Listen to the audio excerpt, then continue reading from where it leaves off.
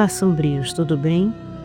Antes de começar o vídeo, já peço a você que deixe seu like, se inscreva e compartilhe o vídeo. Gosta do nosso conteúdo e deseja ajudar o canal? Clica no botão de valeu e contribua com o que seu coração desejar ou seja membro. Faça parte do clube de canais, acesse o link na descrição do vídeo e veja qual categoria é mais confortável para você e faça sua inscrição. Também não esqueçam de hypar o vídeo porque isso ajuda no engajamento. Eu estarei deixando o Pix na descrição do vídeo e peço a todos que dão o valeu que troquem pelo Pix. Não importa o valor, vai estar me ajudando muito, mas estejam à vontade para ajudar como quiserem. Desde já eu agradeço. Martins estava sentado na ampla sala de jantar. O peso do documento recém-descoberto ainda pairando sobre ele como uma sombra incômoda. Sua mente girava em torno das lembranças do passado e das preocupações que aquele papel desenterrara.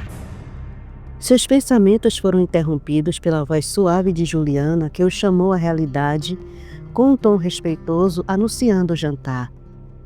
Ele ergueu o olhar e encarou Juliana por um breve instante, parecendo buscar algo em sua presença, embora ele próprio talvez não soubesse o que. O olhar fixo e penetrante a deixou desconfortável, e ela rapidamente se retirou. Enquanto caminhava para a sala de jantar, Martins tentava afastar as incertezas que o atormentavam. Mas a descoberta daquele documento parecia corroer sua paz de espírito. Ele mal conseguia comer, as mãos segurando o talher de forma hesitante, e seu olhar perdido em pensamentos profundos. Quando Juliana retornou para retirar a mesa, Rafaela veio junto, trazendo consigo seu perfume suave e natural, que invadiu os sentidos de Martins como uma descarga elétrica. Ao perceber a presença dela, ele virou-se e as duas ficaram à espera, paradas na porta, até que ele deu um breve sinal com a cabeça permitindo que retirassem os pratos. Ao notar que seu patrão mal tocara na comida, Juliana expressou uma preocupação sincera. Não gostou da refeição, senhor Bonerges? Posso providenciar outra coisa. Martins ergueu o olhar brevemente, notando que Rafaela o observava. Algo no jeito simples e ingênuo dela o desconcertava. Mas ele se recompôs e respondeu com um tom gentil. Não, Juliana. Sua comida é maravilhosa, como sempre. Mas tenho coisas que me preocupam. A voz de Rafaela soou suave e curiosa, com uma franqueza que vinha de sua simplicidade. E o que o preocupa, senhor Bonerges? Juliana, assustada com a indiscrição da filha, a repreendeu rapidamente. Rafaela, não é de nossa conta o que preocupa o patrão. Peça desculpas. Rafaela corou, o rosto tingido de um rubor tímido, e baixou a cabeça ao murmurar. Me desculpe, senhor Bonerges. Martins suspirou, observando a inocência e a sinceridade que emanavam dela. Depois de um longo gole de vinho, colocou a taça sobre a mesa com um olhar pensativo e um pedido inesperado. Juliana, Rafaela, por favor, sentem-se. Preciso perguntar algo que pode estar relacionado a essa preocupação que vocês perceberam. Surpresas com o convite, ambas se sentaram diante dele. E Martins foi direto ao ponto, os olhos fixos em Juliana. Juliana, você mencionou que sua mãe trabalhou como governanta para os meus pais, estou certo? Ela assentiu, relembrando com um brilho de saudade nos olhos. Sim, senhor. Minha mãe era governanta e trabalhava nesta casa desde jovem. Martins tomou um momento antes de prosseguir, escolhendo as palavras com cuidado. E o que aconteceu com ela? Minha mãe faleceu por complicações cardíacas, senhor, respondeu Juliana com a voz calma e saudosa. Ela teve doença de Chagas e o coração dela já não aguentava mais. Martins se permitiu um instante de empatia sincera, cruzando as mãos sobre a mesa. Sinto muito, Juliana. Realmente eu sinto. Ela respondeu com um sorriso sereno, quebrando o clima sombrio que havia se formado. Não se preocupe, senhor, já faz muito tempo. Após uma pausa, Martins retomou o assunto com uma expressão mais séria. Sua mãe alguma vez mencionou sobre ter sido testemunha de um dos negócios de meu pai?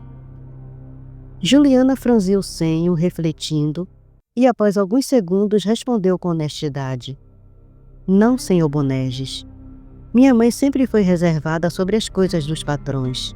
Ela me ensinou a importância de cuidar da casa e ser discreta.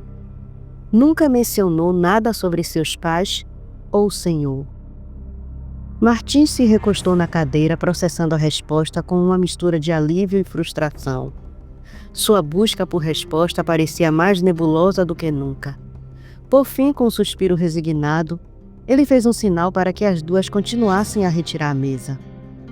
Enquanto observava Juliana e Rafaela terminarem o serviço, seu olhar se fixava discretamente em Rafaela, gravando cada detalhe de seu rosto delicado, os gestos suaves de suas mãos, a forma como movia o rosto na direção dos sons, como se cada pequeno movimento dela fosse um fragmento precioso que ele quisesse guardar na memória.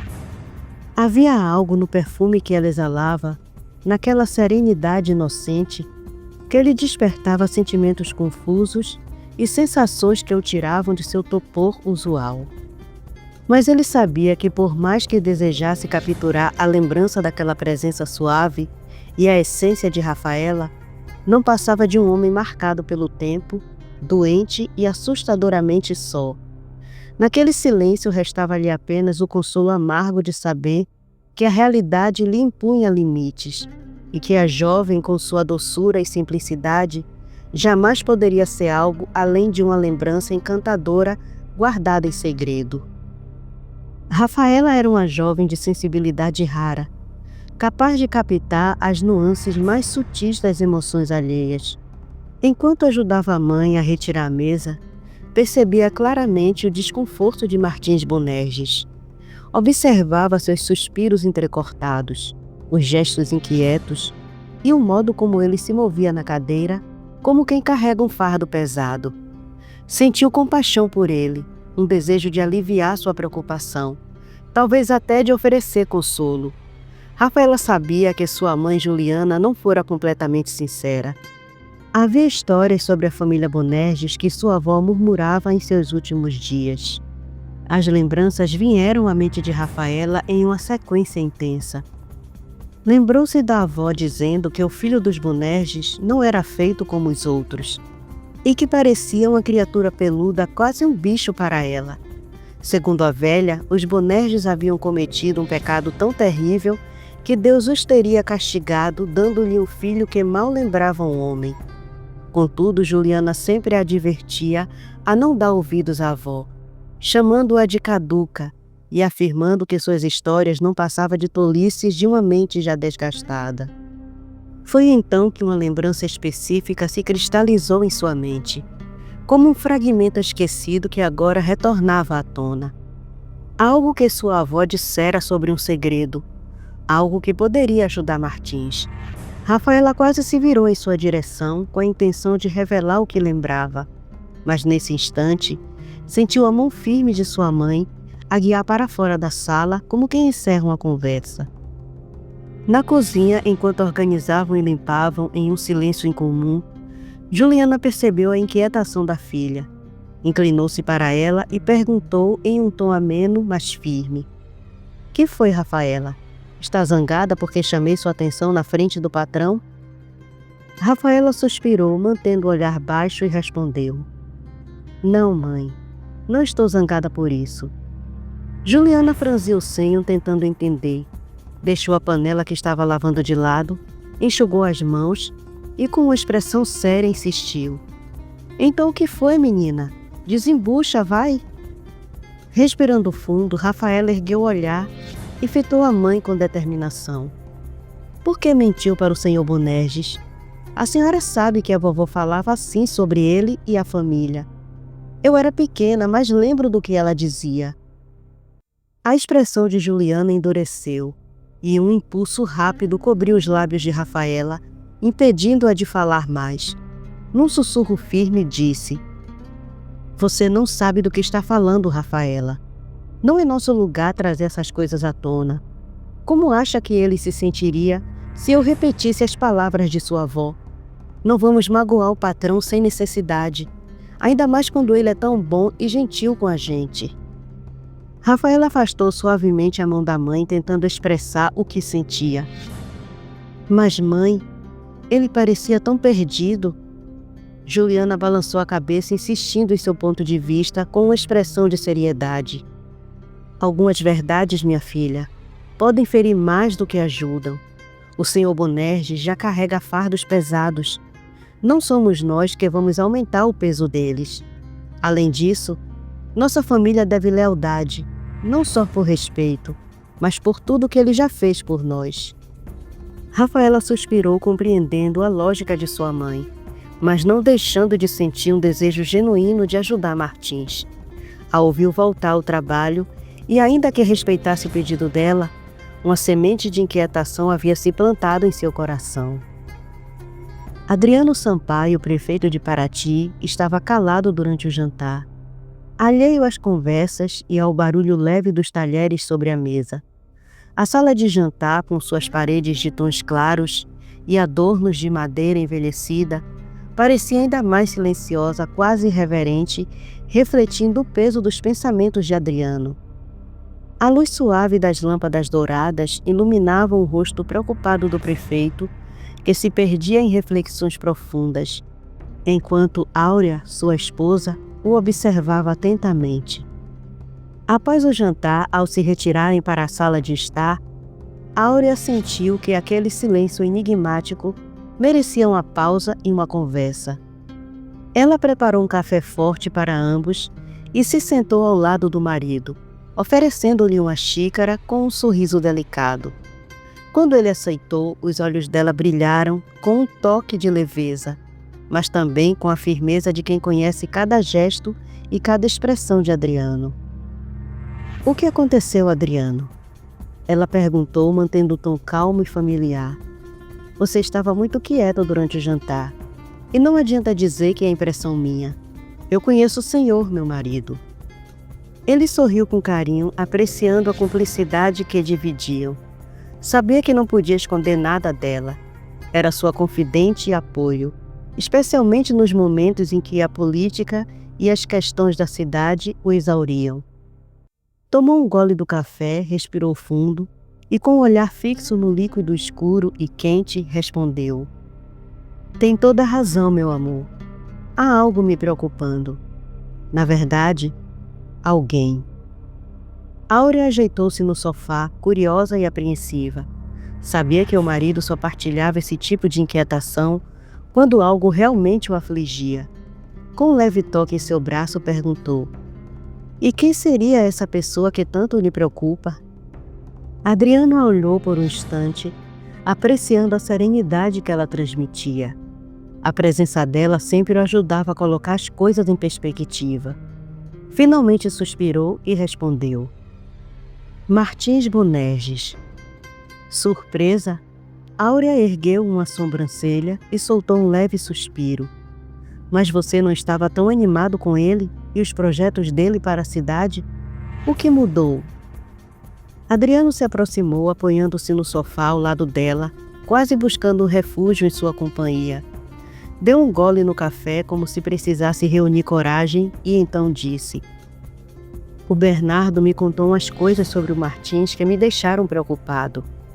Áurea pousou a xícara vazia na bandeja de prata à sua frente e, com um tom de indignação, comentou: "Não leve tão a sério que aquele seu amigo asqueroso e maquiavélico fala. No mínimo ele está com ciúmes, porque Martins tem ideias melhores para a cidade do que ele." O olhar dela expressava não só defesa a Martins, mas também um entendimento profundo do caráter do marido. Sabia que Adriano sempre se envolvia demais, tentando equilibrar a política e o bem-estar dos que ele realmente acreditava serem benéficos para Paraty.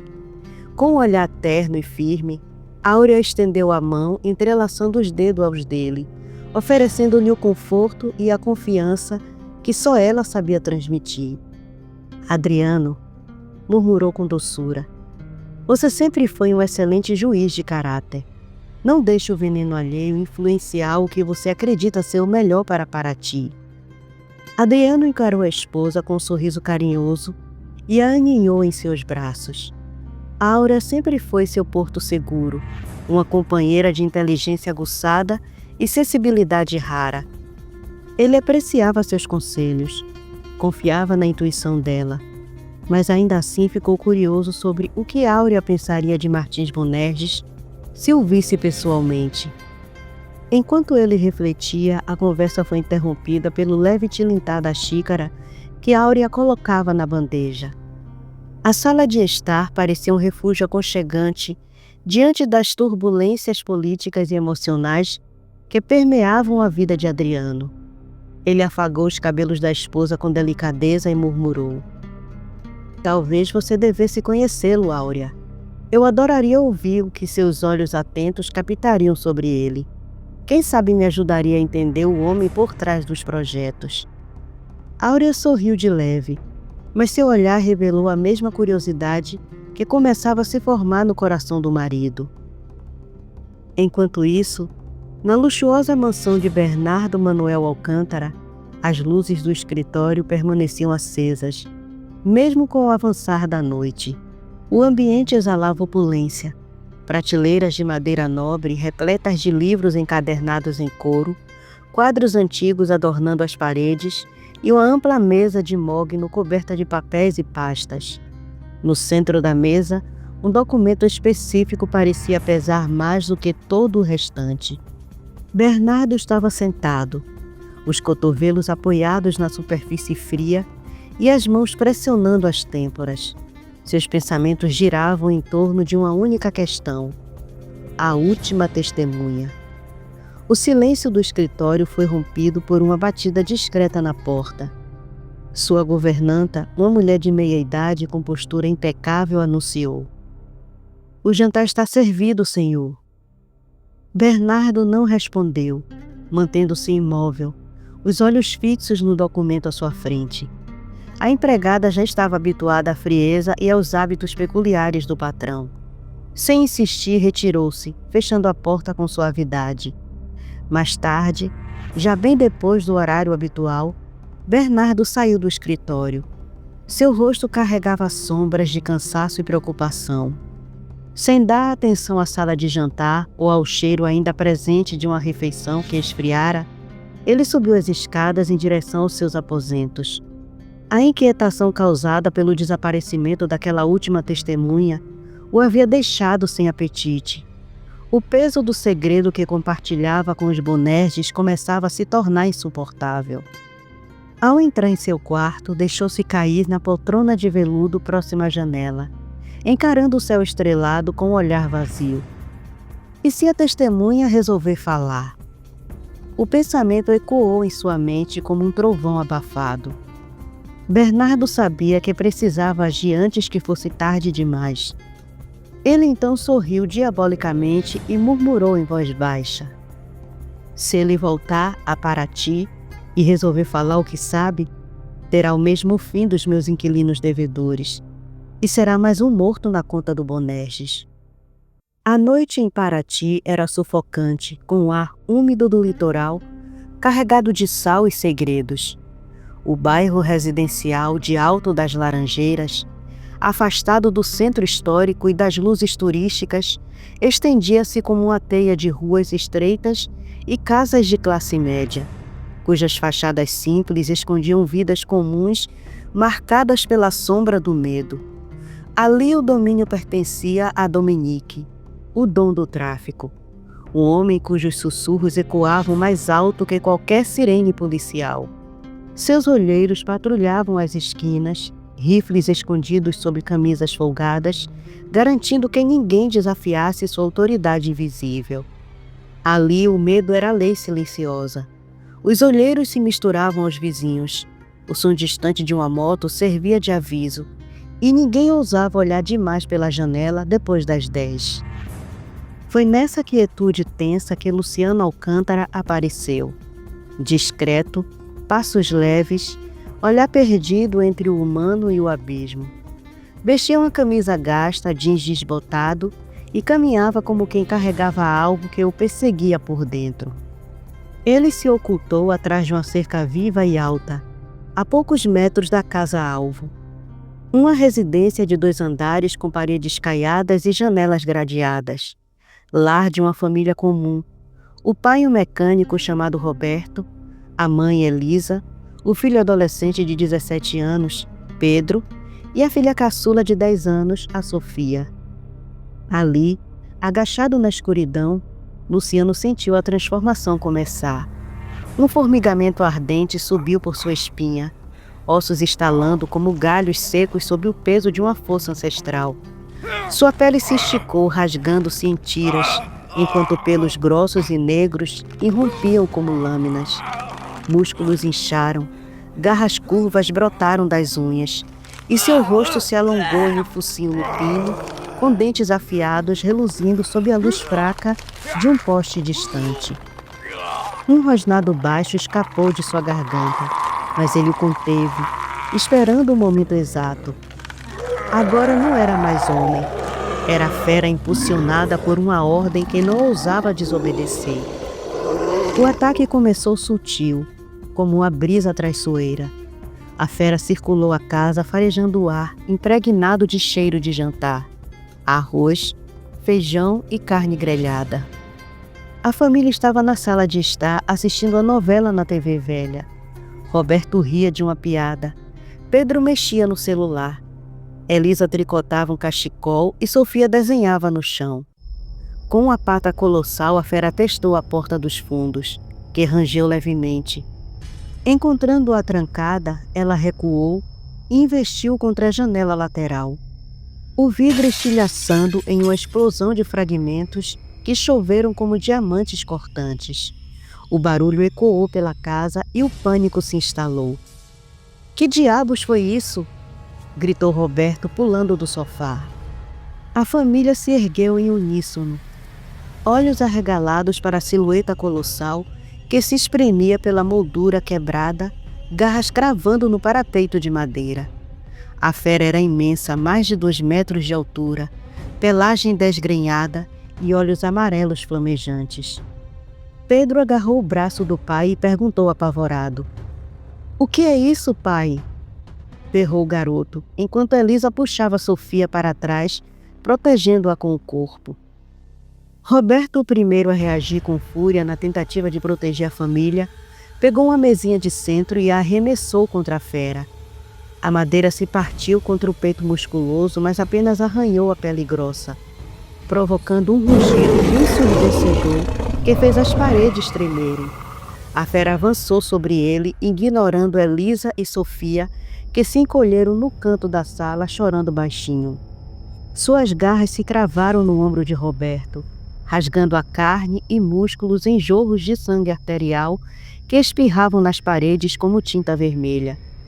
Ele gritou, um som gutural de agonia, enquanto a fera o erguia como uma boneca de pano. Dentes se fecharam em seu braço, triturando ossos e tendões, o estalo ecoando como um galho quebrado.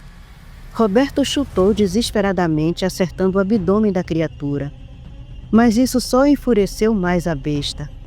Com um giro selvagem, ela o arremessou contra a parede, onde ele colidiu com um estrondo, costelas se partindo e sangue escorrendo pela boca. A fera pulou sobre ele, garras dilacerando o peito, expondo costelas brancas em meio a uma massa de tecido rasgado e órgãos pulsantes.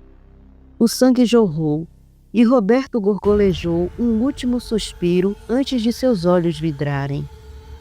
Pedro, vendo o pai cair, atacou com a cadeira, acertando as costas da fera.